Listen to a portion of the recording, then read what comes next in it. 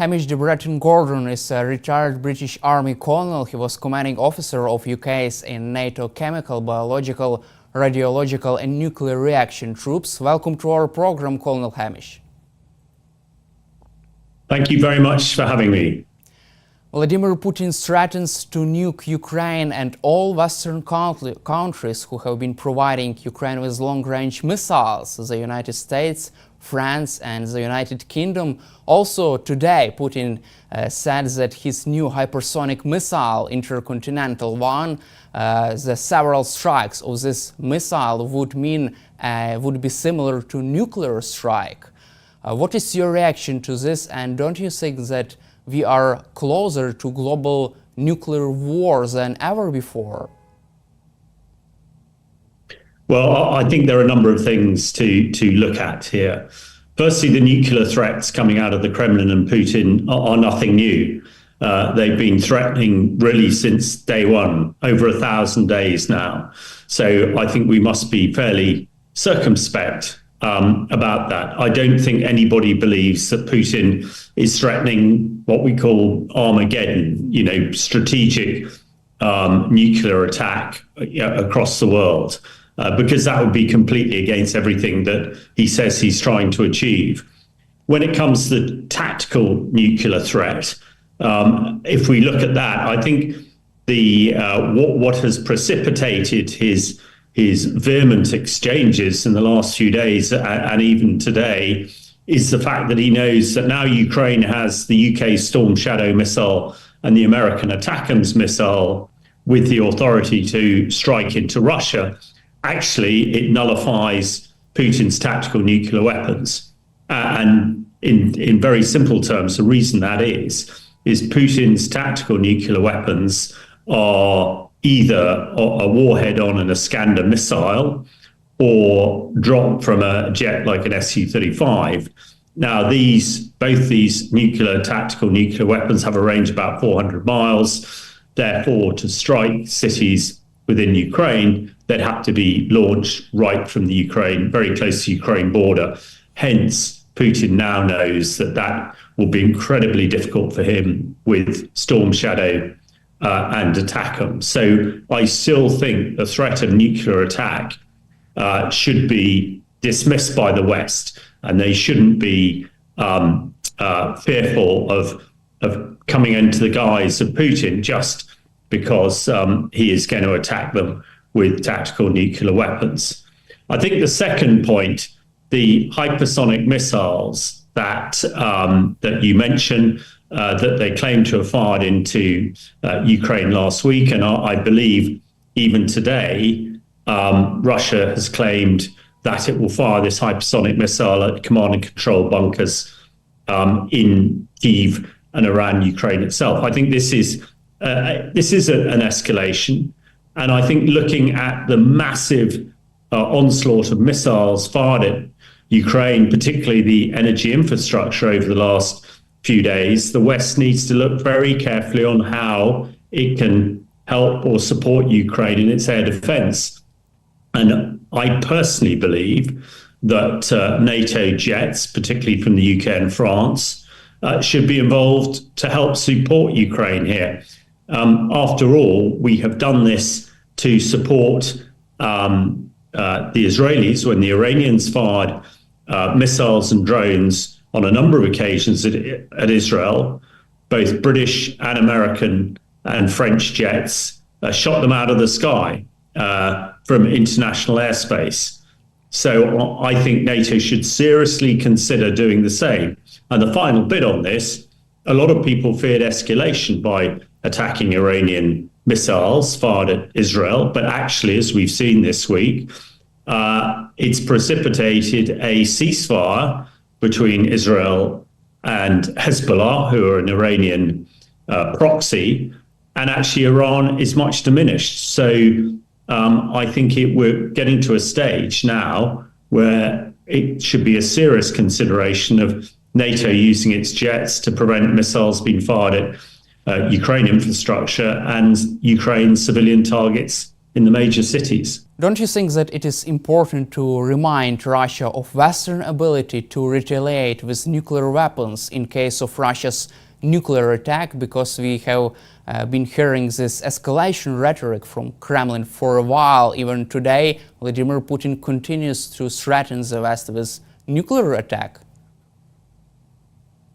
Yeah, I think it's very important to remind Putin of NATO's capabilities, and the fact that NATO collectively, with all the NATO countries, including the US, militarily are far more powerful than the Russians. But there has been little sort of kickback from NATO and Western capitals to all these threats of nuclear attack. And I think the West needs to make it clear it's highly unlikely that the West would retaliate with nuclear weapons themselves at this stage. But I think what they would do is an overwhelming conventional response. And with the power of Western air forces and also their conventional capability, I think they could very much destroy the Russian army and air force. And I expect Putin sort of knows that, which is why he keeps threatening to escalate. But I think it would be very important for the morale of the Ukraine people to hear the British Prime Minister and others just reiterating to Putin what a nuclear attack would mean on Ukraine and how it would very much be the end of Putin and the end of the Russian invasion into Ukraine. So, yeah, there is a psychological as well as a physical requirement to just state what an escalation would mean to Russia itself. There are also discussions on the West about the technical readiness of NATO for even a global nuclear war, because Russia has more than 4,000 nuclear warheads. 1,700 warheads are ready to be used right now. And how do you see this issue? And is the West ready for a nuclear war with Russia at this stage? And another question, is NATO capable of intercepting such intercontinental hypersonic missiles? Well, I think two very important and very big questions there. I think when it comes to the nuclear parity, as we call it, the mutually assured destruction between Russia and the West, yeah, I think absolutely the West is ready, and there is parity. Russia might well have 4,000 or so nuclear weapons, but then the West has that as well. The US in particular, supported by the French and also the British governments, who are also nuclear capable. So I don't think there is any doubt, and I think Putin is well aware of this, that actually a nuclear exchange between these states would cause mutually assured destruction, and that would be the end of it. And Putin absolutely knows that, and I'm sure there are still discussions in private channels between the various governments to make sure that it doesn't happen. So I don't think that there is any fear of that at all.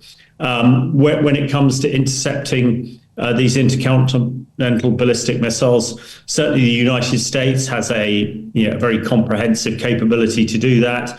Other countries less so. But I would say also that Russia does not have the means to interdict American and British intercontinental ballistic missiles. In fact, probably less. And also a lot of its air defense capability they've used up in the war with Ukraine. So actually, the balance is probably more with the West at the moment, and that is perhaps something that the West should be talking about. That Russia would likely suffer much more quickly than the West in a nuclear exchange. When it comes to the hypersonic missiles that the Russians keep talking about, well, last year, again, there was much vaunted talk about hypersonic missiles fired from Russia, but Ukraine managed to knock most of them out of the sky. And even the latest hypersonic missile, although it did impact into Ukraine last week, there is, I think, if Western forces, and particularly the US, gave its high-level air defense to Ukraine, or made it available, that even these latest super hypersonic weapons, as Putin calls them, would also be knocked down. So I think overall there is very much parity, if not an advantage to the West in a nuclear strike. And again, it would be well worth Western leaders articulating this. And I think it's a valuable opportunity here for me as a nuclear weapons expert to reassure the people in Ukraine this, and also to make it absolutely clear to anybody who is watching and listening in Russia that actually the Russians are likely to fare much worse in a nuclear exchange than the West. Also, Vladimir Putin today threatened Ukraine with strikes on decision-making centers. He has been threatening this even after the beginning of the full-scale invasion, but does the strikes make any kind of sense from a military point of view? Do you think such strikes can help Russia to prevail strategically? Well, I'm not sure they can.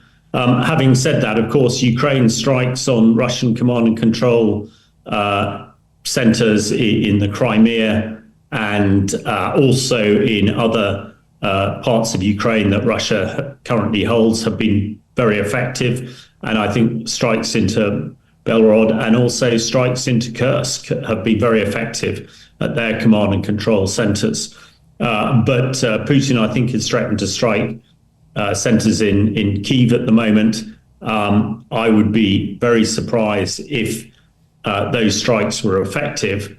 And of course, the Ukraine military and government will have many contingency plans to be able to overcome if that did happen. So I think at the moment this is more sort of rhetoric from Putin, who is getting more desperate.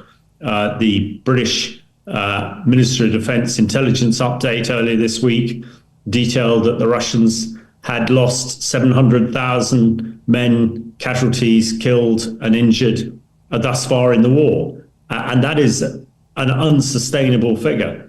They appear to be losing 2,000 soldiers a day in Kursk, even relying on tens of thousands of North Korean soldiers.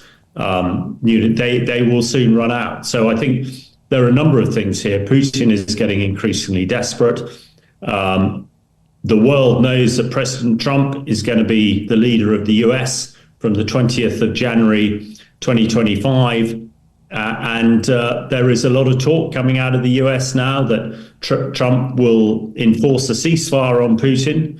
There is also a lot of talk that his new envoy to Ukraine and also his defense ministers are suggesting that they will increase US military support to Ukraine and not decrease it, as some people think will happen with Trump as president. So I think you put all those things together, and you can see that Putin is, feels that he is in a corner. He is a sort of cornered rat, and doing anything he can to try and get into a better position by the end of January.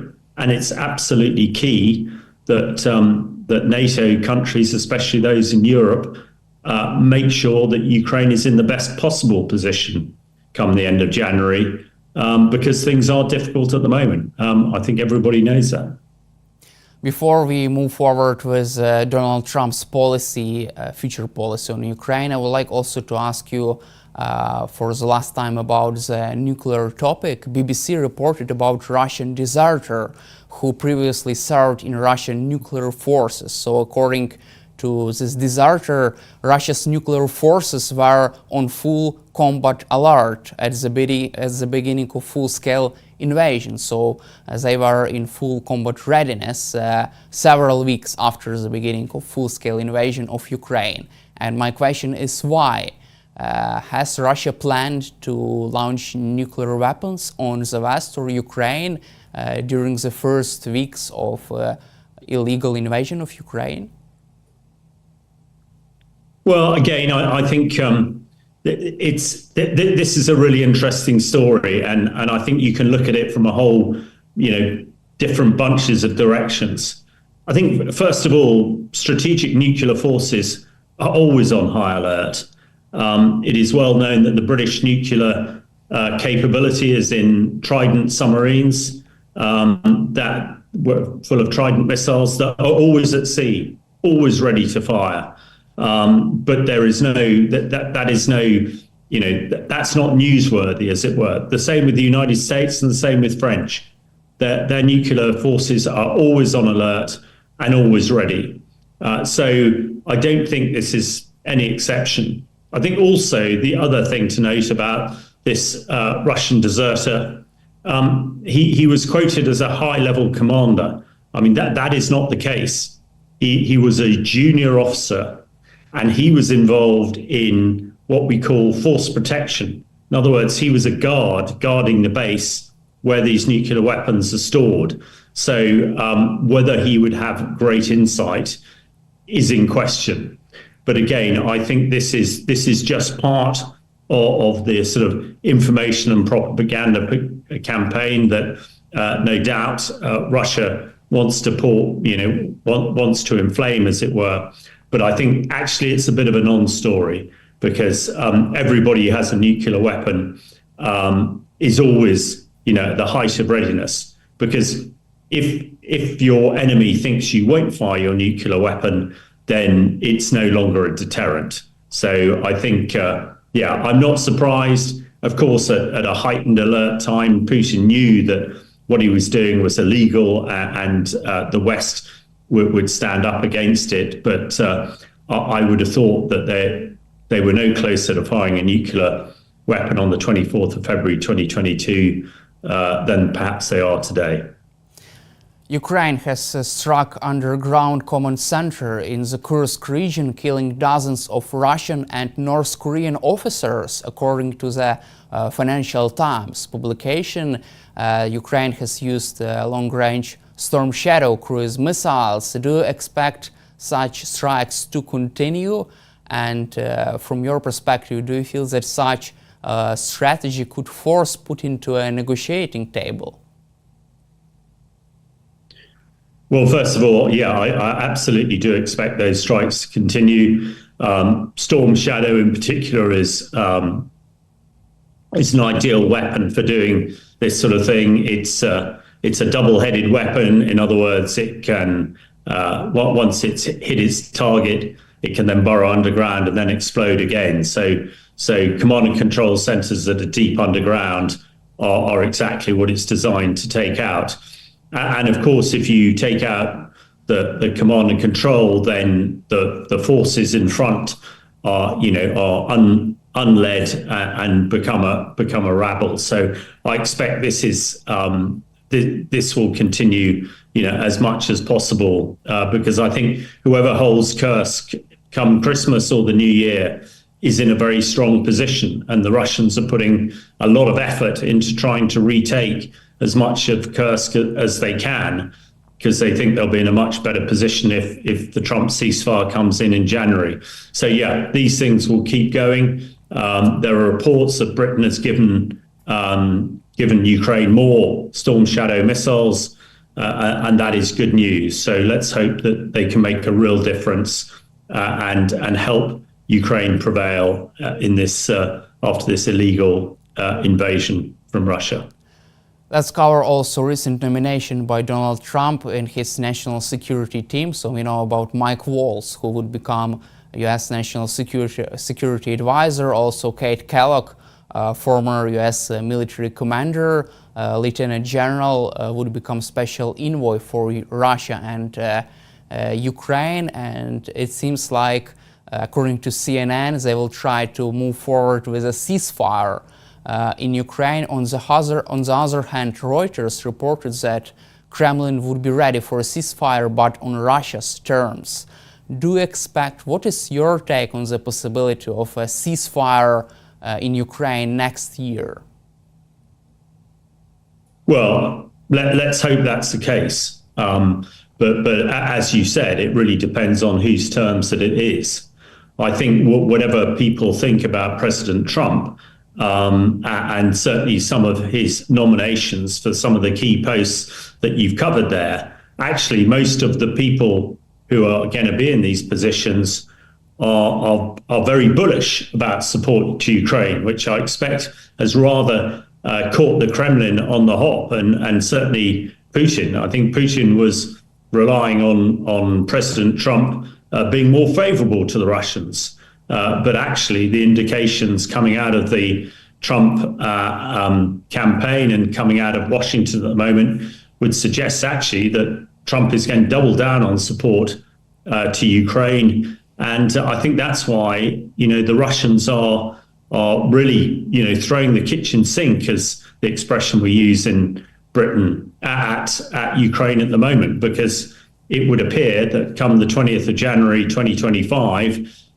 potentially America is going to step up its support to Ukraine militarily, and Putin is going to have to approach a ceasefire with Ukraine in the advantage. So Putin is clever enough to realize that the United States is the fundamental player in this, and if Trump wants to increase support and force Putin's hand, then he probably can. So I think I'm hoping people in Ukraine are feeling slightly more upbeat of a Trump presidency come the end of January next year.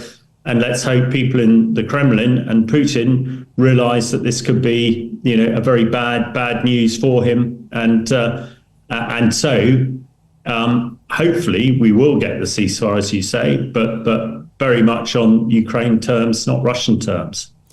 From your perspective, what would a ceasefire mean for the outcome of this war in the long-term perspective?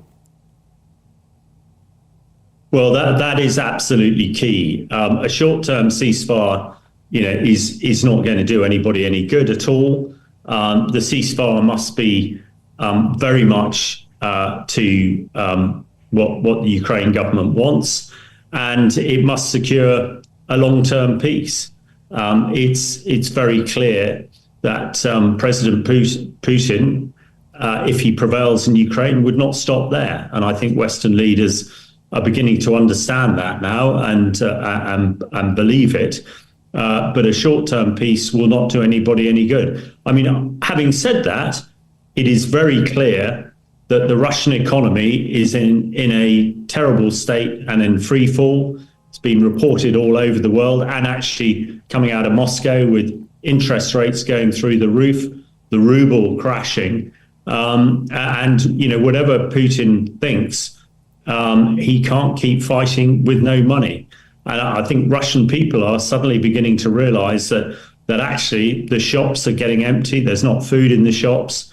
And that's becoming really, really serious. The other thing, of course, is that the Russian army has been absolutely devastated, not only from its material, its tanks and aircraft, but also personnel. So, actually the West can be, I think, quite confident that it can sue for a really good peace and ceasefire that will be lasting, because certainly if NATO flexes its muscles, Putin has no real chance. Now, whether that ceasefire would also include Ukraine becoming part of NATO, maybe not in the short term, but hopefully the long term.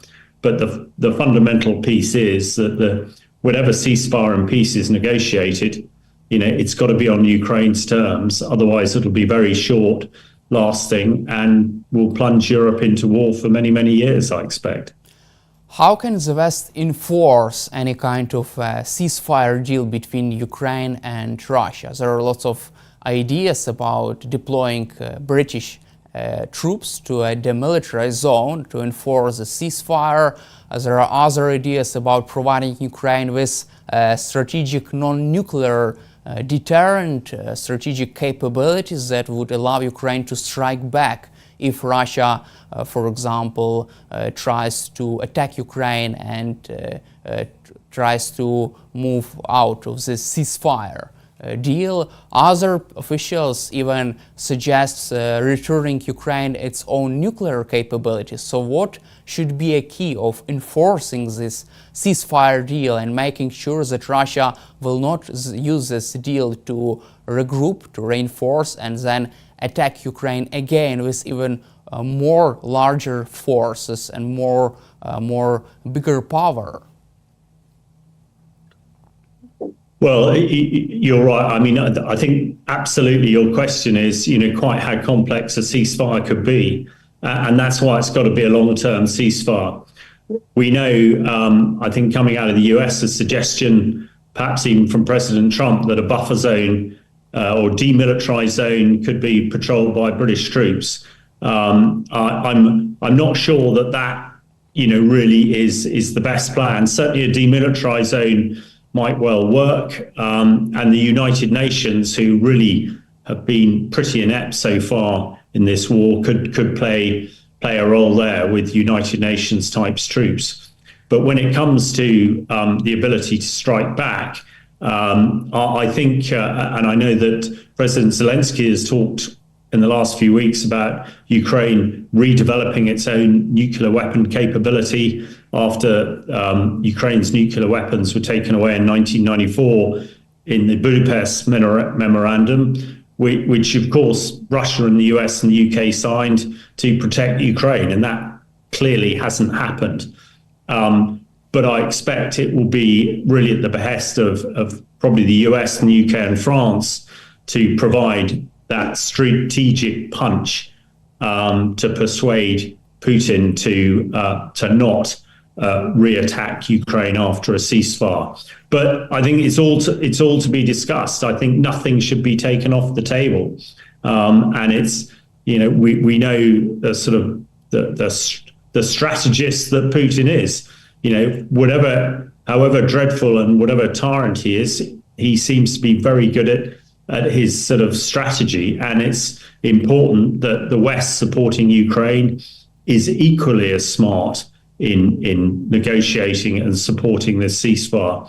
So I think the number one thing is to get a ceasefire on Ukraine's terms, and then to work out how best to enforce that ceasefire, and nothing at this stage should be taken off the table. And could Tomahawk long-range cruise missiles play a key role in future deterrence of Ukraine in just making sure Russia would not try again to invade Ukraine? Well, I'm not sure any particular weapon like cruise missile, Tomahawk cruise missiles would do that. I think it is the general might of NATO, which really must flex its muscles, which hitherto has been very slow to advance and support. As we discussed at the very beginning, I think NATO should seriously consider using its fighter jets to knock down Russian missiles and drones fired at Ukrainian civilian targets, as they did Iranian missiles fired at Israel. I think that would be a severe dent to Russia's ability to further prosecute this war in Ukraine.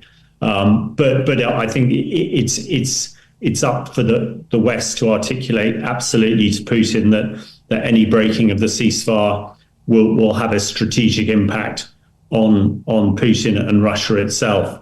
And you get the feeling that the Russian people, with its economy crashing, are absolutely ready for a ceasefire and the end of this war. And let's hope that their voices are heard loud and clear in Moscow, and Putin takes notice of them. Thank you, Colonel Hamish, for your time and for supporting Ukraine. Glory to Ukraine.